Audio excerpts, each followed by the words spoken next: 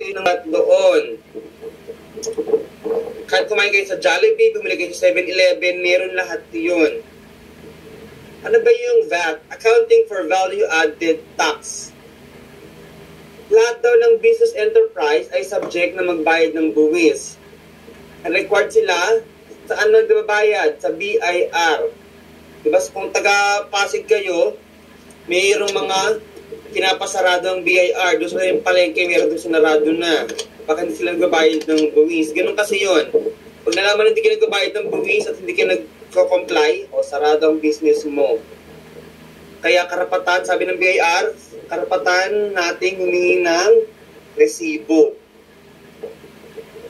Kasi inyo patunay na doon nakalagay yung pagbabayad nila ng buwis at nakaregistered sila sa BIR. Isang uri ng buwis, tinatawag nating Value Added Tax or VAT. Ito ay uri ng sales tax. A tax on consumption levied on the sale of goods and services and on the imports of goods in the Philippines.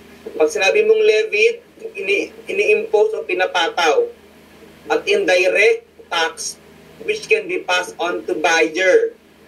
Indirect tax to, ibig sabihin, at pinapasa ng mga consumer o bumibili. Ibig sabihin, lahat talaga tayo nagbabayad ng buwis. Kaso, indirect. Bakit indirect? Kasi, kasama na yun sa binabayad natin sa mga binibili natin lahat na item. Diba? Pag sales transaction, 12% output tax yung levied, nililevy. Then pag purchase discount, 12% din, pero tawag input tax naman. Tandaan nyo yung partner nila, pag sales transaction, 12% output.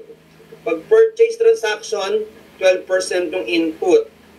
We call the sum of the selling price and the output tax as the invoice price. Likewise, the invoice price is also the sum of the purchase price and the input tax. Sa madaling salita, pag bumibili tayo, halimbawa sa 7-Eleven, ay na yung invoice price. Halimbawa, binili mo 100 pesos. 100 pesos na yun, hindi talaga yung buong